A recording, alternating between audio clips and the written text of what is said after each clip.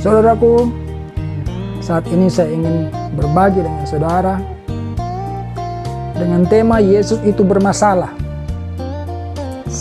Ikuti terus, saya akan singkap apa saja masalah Yesus dalam hidup saudara, dalam kehidupan manusia. Saudaraku, sejak kedatangan Yesus ke dalam dunia ini, Dia telah menimbulkan banyak masalah. Ya, kematiannya juga menimbulkan banyak masalah. Kebangkitannya juga menimbulkan banyak masalah. Dan Dia kemudian naik ke surga, itu pun menjadi masalah dan terus akan menjadi masalah sampai akhir zaman nanti. Apa masalahnya? Ya, ketika Dia datang ke muka bumi ini, Dia mengaku bahwa Dia adalah firman Allah yang menjadi daging, yang menjadi manusia. Orang susah untuk menerima hal itu. Kemudian timbul masalah di dalam hati dan pikiran setiap orang. Ya, bagaimana mungkin Allah itu menjadi manusia? Manusia itu lebih mudah percaya bahwa patung lembu emas yang dibuat pada zaman bangsa Israel itu adalah Tuhan. Itulah yang paling mudah dipercaya. Tetapi kalau Allah menjadi manusia, wah, ini sesuatu yang tidak masuk akal, begitu katanya. Yang tidak masuk akal itu kalau Allah itu menjadi hewan, Allah itu menjadi pohon atau makhluk lain. Kalau Allah menjadi manusia itu sangat masuk akal, karena manusia itu adalah ciptaan yang tertinggi derajatnya. Dan manusia sekarang ini sedang ada di dalam cengkeraman dosa yang akan berujung kepada api neraka semuanya. Makanya Dia datang untuk menyelamat kita. Menyelamatkan tidak mungkin dengan Allah turun langsung, karena Dia begitu mulia dan kudus, saudara terbakar kalau melihat Dia secara langsung. Makanya Allah datang sebagai manusia. Dia menurunkan levelnya, derajatnya, supaya bisa berdekatan langsung dan mengajar secara langsung. Kemudian kematiannya juga, ya, menjadi masalah. Orang bilang, kenapa Allah kok mati? Bukan Allah yang mati. Yesus datang sebagai manusia, manusianya yang mati. Tetapi Allah tidak pernah mati.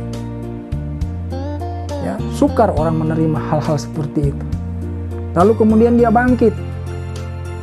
Ya, orang kemudian juga meragukan kebangkitannya. Dimunculkan segala macam cerita hoax yang menentang bahwa Dia pernah bangkit. Saudaraku, saya mau ingatkan kepada saudara, di dalam beriman, di dalam kepercayaan kepada Tuhan, ya, di dalam kerohanian, kita tidak hanya membutuhkan pikiran kita, akal budi kita, tetapi kita juga membutuhkan iman kita. Ada hal-hal yang dapat kamu pikirkan, tetapi juga ada hal-hal yang membutuhkan iman untuk percaya. Saudaraku, untuk membuktikan secara akal pikiran, saudara bisa cari, ya, browsing sekarang tidak ada yang tertutup. Google dipakai, YouTube dipakai. Kalau saudara punya dana cukup, datang langsung ke sumber sejarahnya, ya, di Israel sana, atau ke perpustakaan-perpustakaan yang menyimpan dokumen-dokumen otentik mengenai keberadaan Yesus, kematiannya dan kebangkitannya. Ada saksi ketika Yesus disalibkan. Bukan 1-2 orang, tapi lebih dari 500 orang ketika Dia bangkit. Ya, Dia menemui lebih dari 500-700 orang sebagai saksi. Jadi saudaraku, Yesus itu memang sumber masalah bagi kamu yang keras kepala, yang keras hati, yang sok menggunakan pikiranmu untuk menentang. Kalau penyampaian saya ini juga termasuk yang kamu tentang, saya menyerah, bos. Ya, silakan berpikir pakai hati nurani. Saya cuma mau ingatkan bahwa firman Tuhan yang berada di dalam Bible, Alkitab, ya, di dalam Injil itu adalah kebenaran. Dan kalau itu kebenaran, mustahil kamu akan menemukan kesalahannya di situ. Ingat, bos, firman Allah itu dari Allah. Allah sanggup untuk memelihara firman-Nya dari pencemaran orang-orang durjana, orang-orang durhaka. Jadi kalau kamu mau mencari kesalahan dari firman Tuhan yang adalah maha benar, itu konyol. Sama seperti kamu mau mencari cairan berwarna bening di dalam sebuah cairan kopi. Mustahil.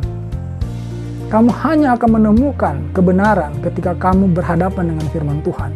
Dan kebenaran itu akan muncul kalau kamu mempunyai hati yang bersih, ketulusan, kemurnian. Ingat bos, Yohanes 14 ayat 6 berkata, dari perkataan mulutnya Yesus secara langsung mengatakan, Akulah jalan dan kebenaran dan hidup. Tidak ada seorang pun yang sampai kepada Bapa kalau tidak melalui aku.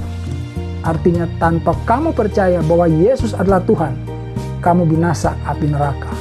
Sekali lagi saya angkat tangan kalau saudara mau melawan apa yang saya sampaikan. Karena sekali lagi bukan cuma pikiran. Ya. Kita mau memahami Allah itu juga harus mempunyai iman. Ya. Gunakan iman. Semoga memberkati saudara. Haleluya. Amin.